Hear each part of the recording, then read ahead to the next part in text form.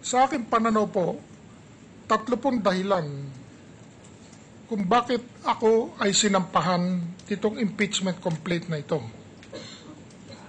Ang una po, ang matinding galit ng hasinderong Pangulo sa pagkakatalo niya tungkol sa Hacienda Luisita. Ano po ba ang karapatan ng Pangulong Aquino na ikagalit sa pamamahagi ng Hacienda Luisita sa magsasaka? Ang lupaing ito ay pinahiram lamang sa kanila. Inagaw lamang itong lupang ito sa mga ninuno ng mga kasalukuyang magsasaka. Halos 60 taon na pinakinabangan at pinagkakitaan nila ang Hacienda Luisita. At pagkatapos ngayon, ayaw na nilang isoli. Mr. President. Halos 60 taon na pinakinabangan at pinagkakitaan ng Hacienda Luisita.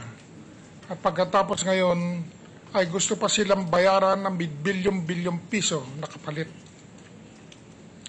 Pangalawang dahilan, ang kagustuhan ng Pangulong Aquino na kontrolin ang 3 sangay ng gobyerno at sirain pagkapantay-pantay ng executive, ng legislative at ng judiciary.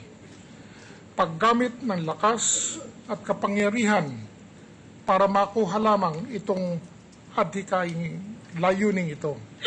Pangatlong dahilan, ang unti-unting pagmamaniobra at pagsakop ng kaliwa sa pamamahala ng gobyerno at ang kanilang napipitong takeover ng ating bansa. Tila kaya ay hawak na hawak ni Ronald Llamas at ang kanyang mga kakosa sa leeg ang Pangulong Aquino.